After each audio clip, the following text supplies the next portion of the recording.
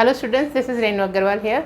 आज का टॉपिक है हमारा कंजंक्शन। कंजंक्शन जो कि वर्ड्स को वर्ड से, फ्रेज को फ्रेज से, सेंटेंस को सेंटेंस से कनेक्ट करता है। तो हमें क्या देखना होता है, हमें ये देखना है कि एक तो हमें उनका मीनिंग पता होना चाहिए और एक हमें सेंटेंस का भी मीन पता होना चाहिए, वर्ड का मीनिंग भी पता होना चाहिए। उससे हमें बहुत ईजिली समझ में आ जाएगा। Choose the correct option. First question देखिए, इज़ द स्टोरी ट्रू और फॉल्स, है ना। स्टोरी या तो वो ट्रू हो सकती है या फॉल्स, दोनों तो हो नहीं सकती।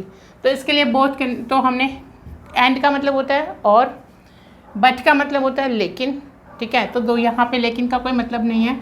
क्या यह स्टोरी सच है या झूठ, ये बताना है हमें। तो और का मतलब होता है या, तो हमें इसके मीनिंग भी देख लेने हैं साथ ही साथ। और का मतलब हुआ या, ठीक है।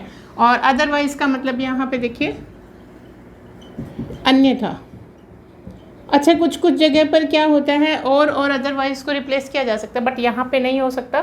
अदरवाइज़ का मतलब अन्यथा। अभी मैं बहुत सारे सेंटेंसेस में आपको कमिंग वीडियोस में भी बताऊंगी कहाँ पे डिफरेंस रहता है, कहाँ पे सिर्फ आप जैसे देखिए यहाँ पे आप अदरवाइज़ नहीं लगा सकते, आप यहाँ पे और ही लगा सकते हैं। तो ऐसे सेंटेंसेस में जहाँ कन्फ्यूज़न रहती है उन पर भी ध्यान दीजिएगा। एंड का मतलब और, बट का मतलब लेकिन, ठीक है। एंड और बट, इसका हो गया और इसका हो गया लेकिन। तो साथ ही साथ मीनिंग क्योंकि सेम ही रहते हैं, आगे भी देखिए। आई डोंट नो, मुझे नहीं पता। आई डोंट नो, मुझे नहीं पता। डैश रीटा हैज़ गॉन, कि रीटा चली गई है।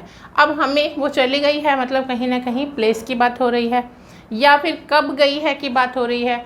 तो हम सेंटेंस में देखते हैं क्या है हमारे पास है वेयर। वेयर का मतलब होता है कहाँ, है ना। वेयर का मतलब होता है कहाँ, कहाँ चली गई है नहीं पता, ये हो सकता है यहाँ पर। देयरफॉर का मतलब होता है इसलिए। इन सब का मीनिंग आप ज़रूर लिख लीजिए, अब कमिंग वीडियो में बार बार बताने की फिर ज़रूरत ही नहीं पड़ेगी, इसलिए। नेक्स्ट देखो, नेक्स्ट है सो का मतलब भी इसलिए होता है, ठीक है।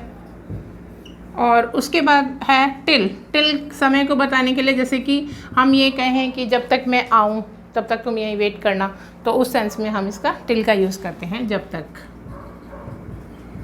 ठीक है। क्लियर। अब यहाँ पे बताइए आप कौन सा आना चाहिए। यहाँ आई डोंट नो, कहाँ पर रीटा गई है मुझे नहीं पता, तो ये हो जाएगा वेयर। यहाँ पे आपका ऑप्शन ए आ जाएगा और यहाँ पे आपका ऑप्शन जो है वो डी आ जाएगा। क्लियर, ठीक है। आगे देखिए, आई एम स्ट्रोंगर। जब आपके पास कंपैरिजन आ जाए, कंपैरेटिव डिग्री आ जाए, तब हमारे पास यहाँ पे देन का यूज़ करना होता है। देखिए हम यहाँ पे क्या करें, कंजंक्शन कर रहे हैं, तो हमारे पास अगर कंपैरेटिव डिग्री आ जाए तो हमारा दूसरा जोड़ा रहता है देन का। वहाँ पे भी क्या कन्फ्यूज़न देते हैं, एक देन दे देते हैं ये वाला जो कि कंजंक्शन में रहता है। इसका मतलब होता है अपेक्षा, कि मैं तुम्हारी अपेक्षा बड़ा हूँ, छोटा हूँ, कम हूँ, ज़्यादा हूँ। लेकिन एक देन की स्पेलिंग ये दे देते हैं जिसे हमें नहीं करना, ये एडवर्ब हो जाती है, एडवर्ब ऑफ टाइम। तो इस स्पेलिंग में ज़रूर ध्यान दीजिएगा। अब यहाँ पे आई एम स्ट्रोंगर देन, ठीक है। यहाँ पे आपका ऑप्शन आ गया बी, ओके। एंड देन का मीनिंग मैंने बता दिया, सिंस, और ये हम ऑलरेडी कर चुके हैं। सिंस का मतलब क्योंकि,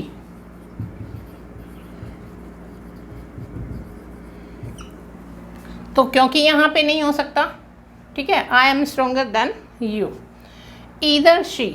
अब ईदर का मतलब क्या होता है, ईदर का मतलब जब हम किसी दो की बात कर रहे हैं, जब हम दो की बात कर रहे हैं कि या तो ये या तो वो, नहीं तो ये कोरिलेटिव में ईदर के साथ और का, नीदर के साथ नॉर का पेयर रहता है। तो बस ये गलती हमें नहीं करनी है, ईदर के साथ और या तो का रहता है। यहाँ पर दो में से किसी एक की बात हो रही है, नीदर है तो नेगेटिव है, ना तो वो ना तो वो, नीदर का नोर के साथ। अगर इन दोनों में से कोई एक हमें मिल जाता है तब तो हम वैसे ही विल कर देंगे कि इधर आएगा यहाँ पर और इधर नीदर आएगा, ठीक है। अब यहाँ पे देखिए हमारे पास था सेंटेंस ईदर शी, तो ईदर के साथ और आएगा, ठीक है। एंड का मतलब तो और होता है, और ये और का मतलब या, तो यहाँ पर आपका ऑप्शन बी आएगा।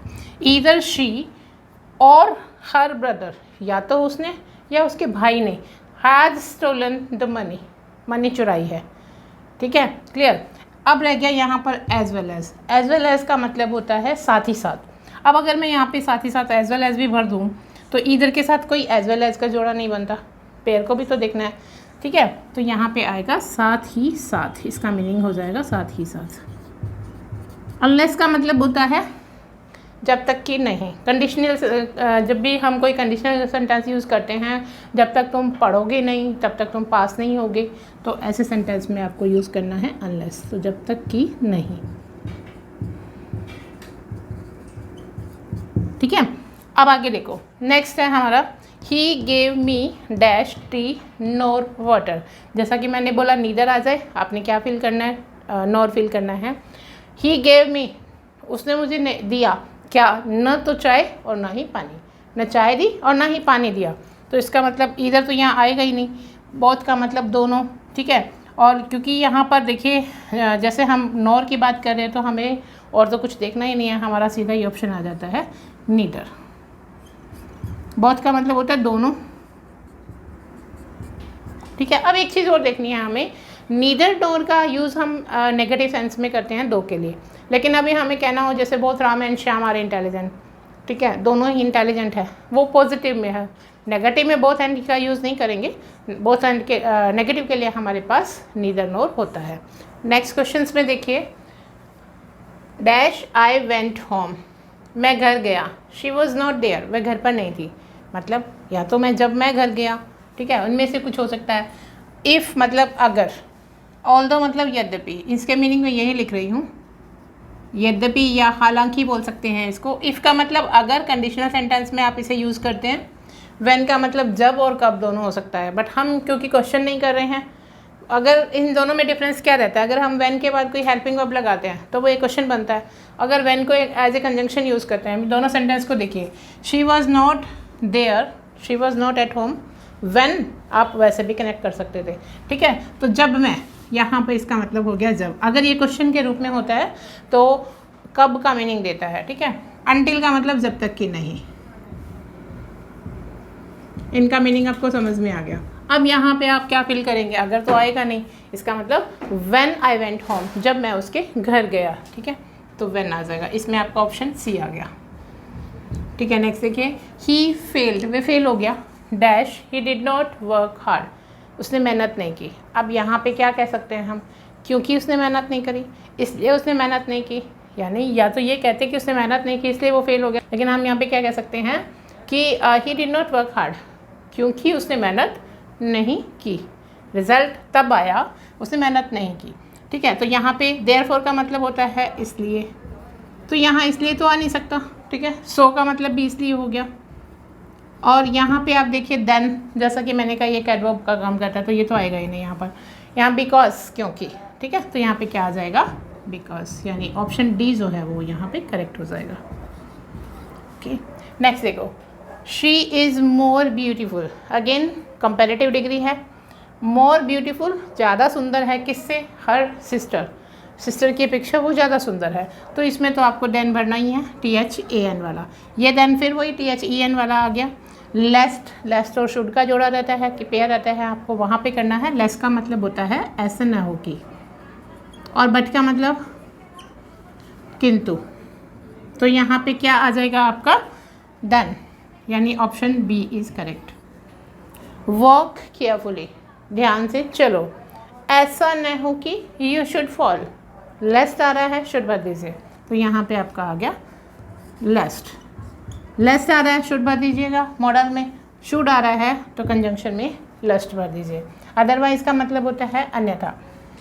अब यू मस्ट अटेंड मीटिंग, तुम्हें मीटिंग जरूर अटेंड करनी चाहिए, dash boss will be very annoyed, क्या होगा, मीटिंग अटेंड करनी चाहिए, पहले ऑप्शन देख लीजिए। नेवरदलेस का मतलब होता है के बावजूद, मतलब इन स्पाइट ऑफ दैट, उसके बावजूद भी, ऐसा करने के बावजूद भी। अनटिल का मतलब जब तक कि नहीं, अनलेस भी जब तक कि नहीं, दोनों का डिफरेंस क्या है, ये टाइम को डिनोट करता है कि जब तक तुम ऐसा नहीं करोगे, और ये कंडीशन को बताता है। अदरवाइज का मतलब अन्यथा, तो यू मस्ट अटेंड मीटिंग, तुम्हें मीटिंग अटेंड करनी चाहिए, अन्यथा बॉस जो है वो नाराज़ हो जाएगा, तो अन्यथा। ठीक है, तो यहाँ पे आ जाएगा डी। होप क्वेश्चन समझ में आ गए होंगे आपको, और नेक्स्ट वीडियो में भी हम और क्वेश्चंस करने वाले हैं, डिफरेंट टाइप रहेंगे, किसी में सब्जेक्ट वर्ब अग्रीमेंट और जो भी आपके उसमें एग्ज़ाम से रिलेटेड रहते हैं। टेलीग्राम पे भी मैं क्वेश्चन पोस्ट करती रहती हूँ, उसके डिटेल्ड आंसर्स भी बच्चों ने मुझसे मांगे हैं एक्सप्लेनेशन के साथ, तो वो भी मैं कुछ वीडियोज़ में आपको पोस्ट कर दूँगी। Thank you for watching.